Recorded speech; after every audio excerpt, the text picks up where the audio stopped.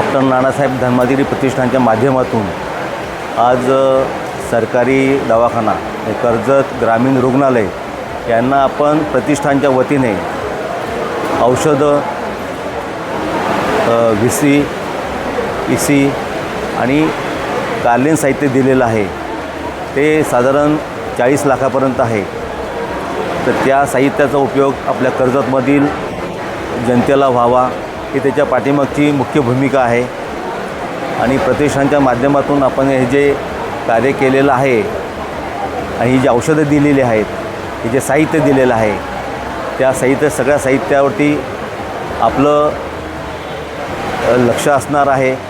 आणि मला विश्वास आहे की आपल्या कर्जत भागातील ग्रामीण भागातील सर्व नागरिक बंधू भगिनींना या औषधांचा आणि जे साहित्य दिलेलं आहे त्याचा उपयोग होईल।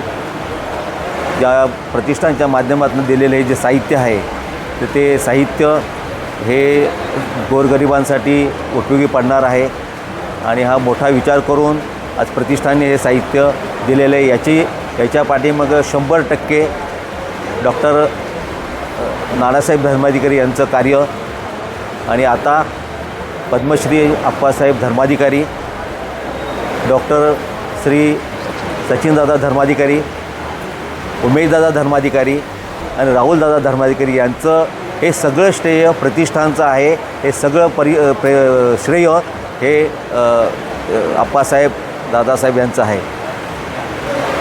या कार्यक्रमामध्ये आपण एक संदेश दिलेला आहे। आपण बघितलं असेल की आपण मुख्य व्यासपीठावरती सुद्धा आपण पेले ठेवले होते। त्यातनं एक आपल्याला संदेश असा द्यायचा आहे की आपल्याला प्लॅस्टिकचा पण वापर कमी करायचा आहे। त्या दृष्टीकोनातून एक छोटासा प्रयत्न आम्ही केलेला आहे।